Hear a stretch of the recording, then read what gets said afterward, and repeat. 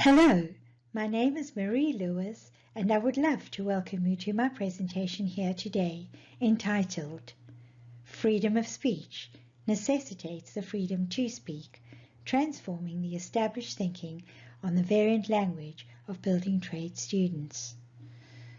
This research was prompted by an urgency to recover an equitable tolerance for non-standard forms of English, given the craft focus in the building trades does not depend on acquisition of the legitimate language, as opposed to vocations whose acquisition of language is in part or entirely their craft.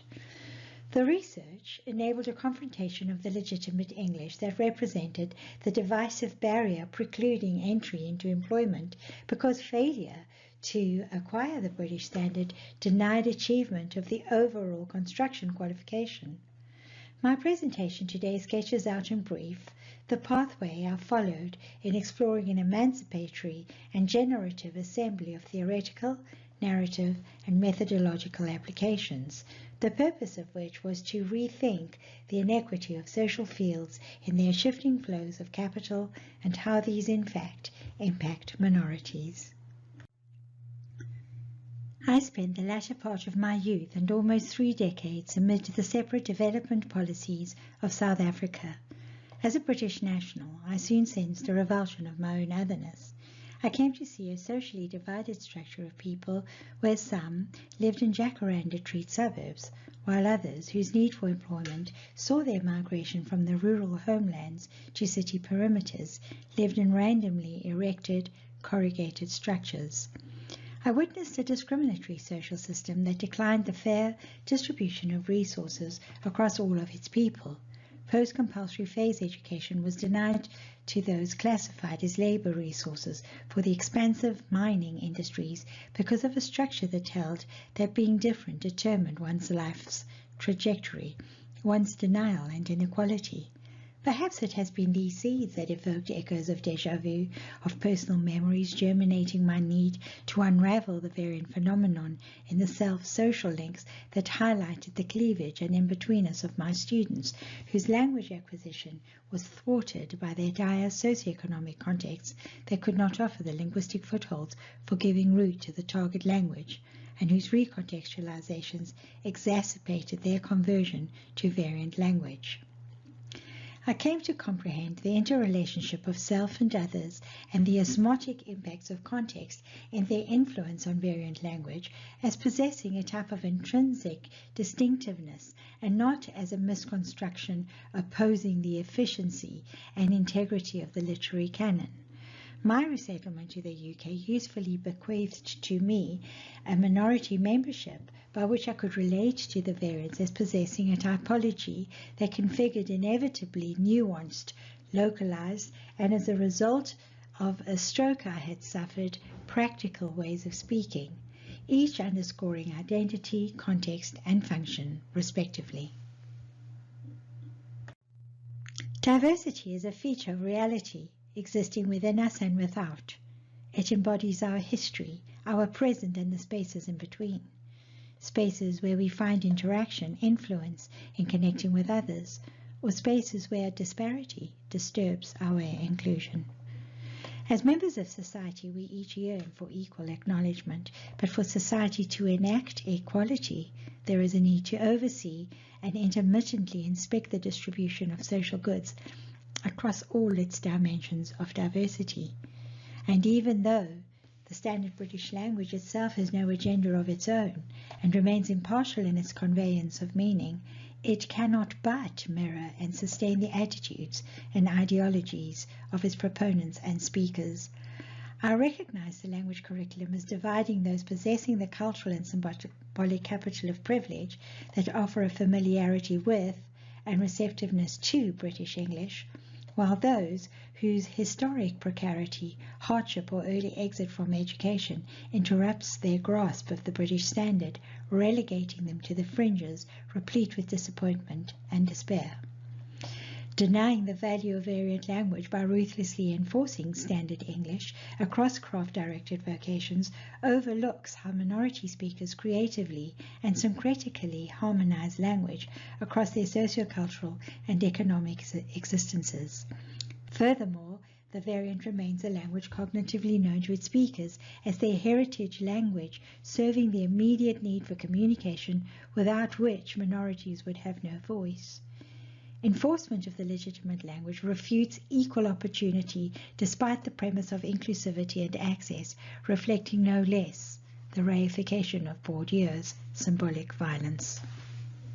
The inward gaze advanced by collaborative autoethnography appeased my longing to locate variant identity and language practice within a connected humanity, where an acknowledgement of its presences might award to variant language a legitimate place amid the mainstream.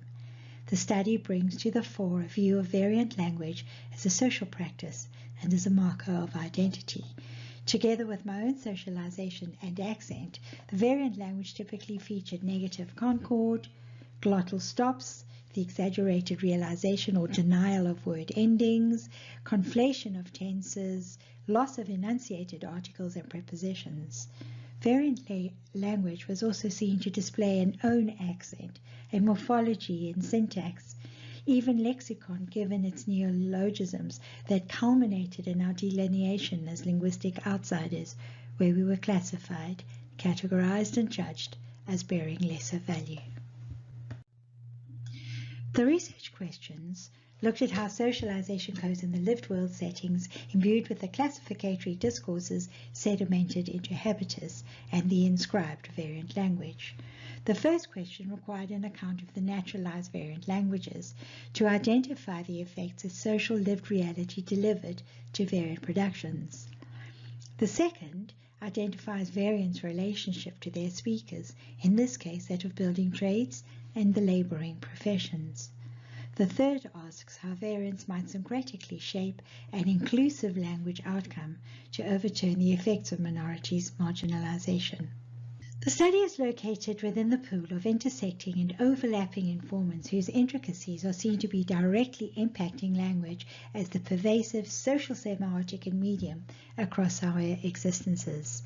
Metaphoric lily pads enabled my navigation of the challenges we as collaborants faced in objectifying and reflexively questioning the relationships of inequality, class, and oppressions ensconced within variant languages.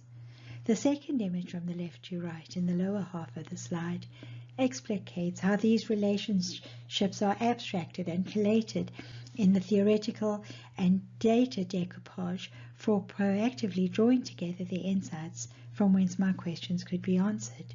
That's the patchwork image on the right. Throughout the research, the gathered narratives and literacies expanded meaning, juxtaposing self and other and self as othered, and such my inward Africanness that paradoxically translated my outsidedness here made visible my implicitly promoted sympathies and ideologies.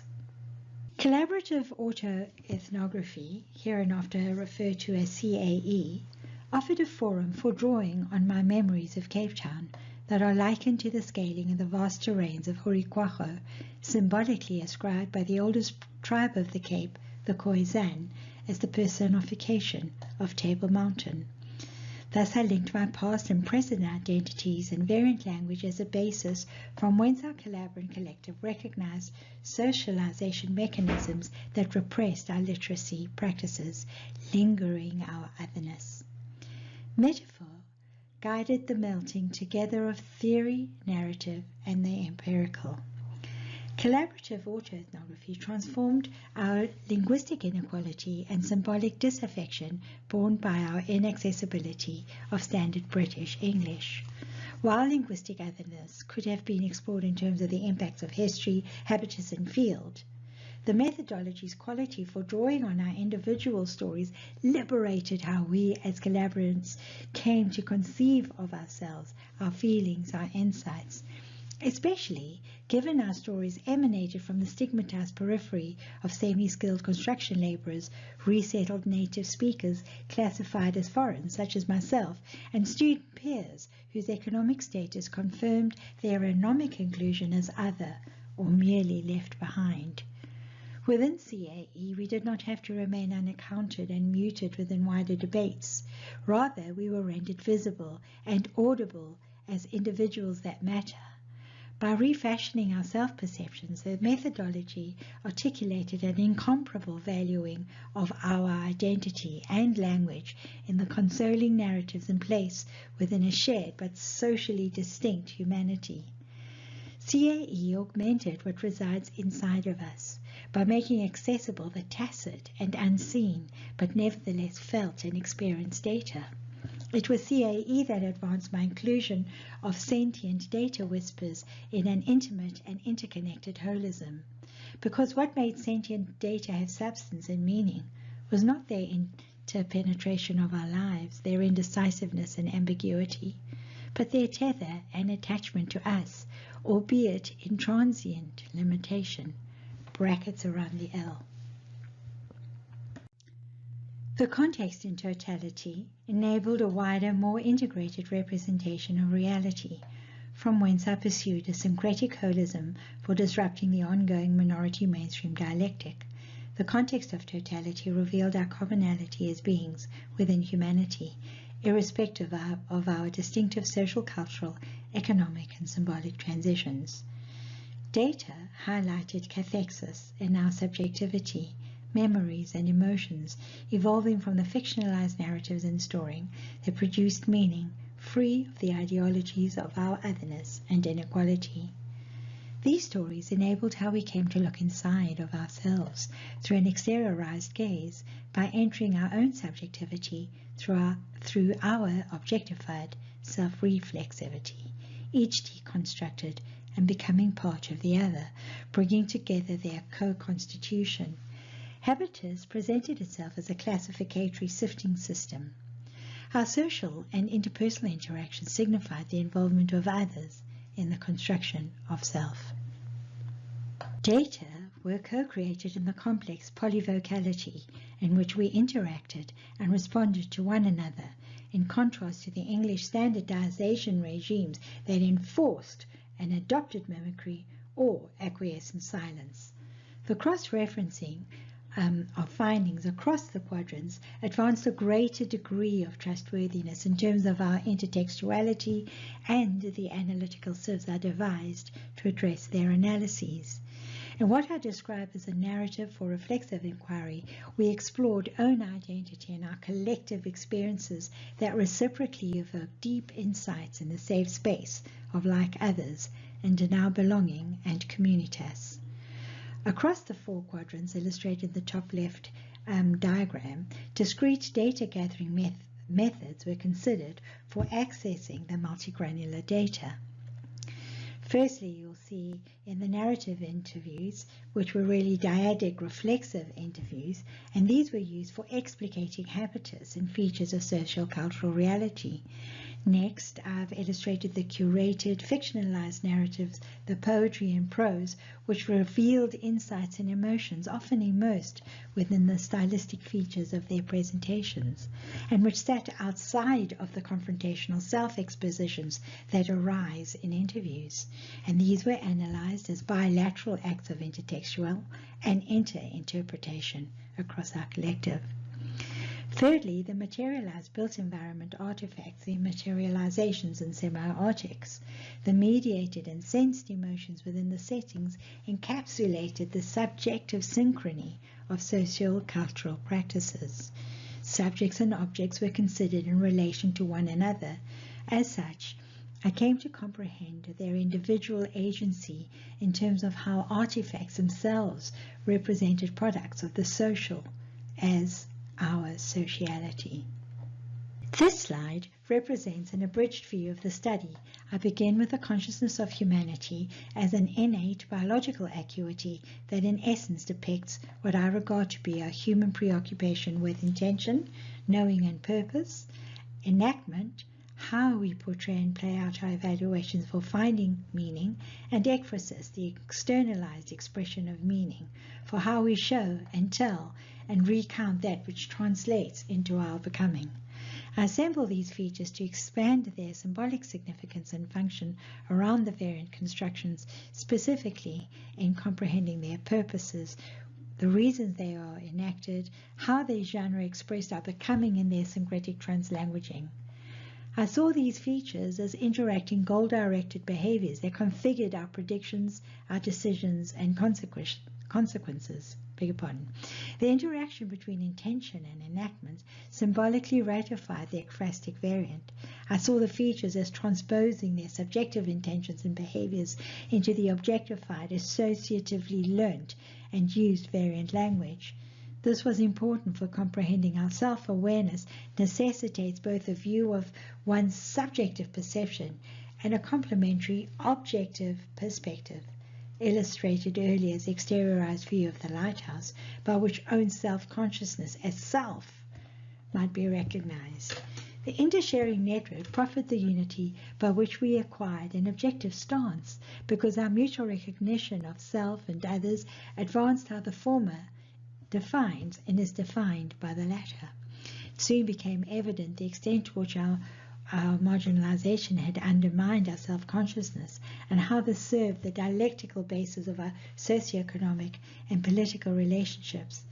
In the final row of the module, I show the emerging themes of simplicity, symmetry, reciprocity, coping endurance, and analogical exchange, which is our creative linguistic harmonizing across disparity, as fortifying the recognition of our self-worth. And this methodology proved to be remedial and healing by making evident our complicity in remaining minoritized and how we might overturn these socializations to self-actualize. Here I illustrate in brief the stages 1 to 6 of the linguistic self-transitioning theory that directly corresponded to collaborants' identity resonances in the safe space of solidarity that empowered our transformation and autonomy. Now, this theory has predisposed my postdoctoral writing for how the variant language might be logistically and practicably conceptualized through a process of linguistic anastomosis. I began with my South Africanism, and so return to it in this my final slide, where I draw on Ubuntu, an African philosophy centered on humanism, emphasizing being self through others. Ubuntu coincides with my methodological apparatus of collaborative communitas, where we relate as equal but different members. You might ask, how might we be equally different? I suggest that our difference lies in how social constituents are sequenced and arranged as inculcations of capital, habitus, and field that together configure our individual distinctiveness and, yes, our difference. This equation of equivalence demonstrates its symmetry with an all-encompassing consciousness. It recognizes that language, notwithstanding its romanticized emblem of national identity, cannot remain narrowly tied to its morphology by overlooking its communicative function, its carriage of meaning and significance for its speakers, nor can we continue to neglect the minoritizing impacts such a failure awards minorities. And where the British standard seeks to homogenize, variant language remains an ekphrasis, illustrative of the lived world, taking up the texture and shape of the context in which it emerges. As such, languages cannot remain constricted within conformity when they exist within our ever-evolving and changing world. Rather, their alignment within diversity makes a case for recognizing variance as syncretic, analogical transfers, trans-language to flexibly adapt and assert how we might declare our right to be in our matching as equal but different speakers of English. The research brought into relief a theory based on an ameliorative syncretic approach by positing variants as transformationally empowering identity markers that advance collaborants' linguistic freedom and relevance. The journey has enabled a realization that, like words within sentences, we too find our meaning and self within a community of others, like pearls along their string, and only by reflexively and syncretically reconfiguring our fit within reality do we transform our aspiration for identity resonance and belonging. Finally, I would like to thank the organizers of this conference, the presenters and delegates, and to honor my Associate Professor Isabella Riga and Professor Julian McDougall, my extraordinary and insightful supervisors, and of course my collaborants, without whom my inclusion here today would not have been possible. Thank you all very much.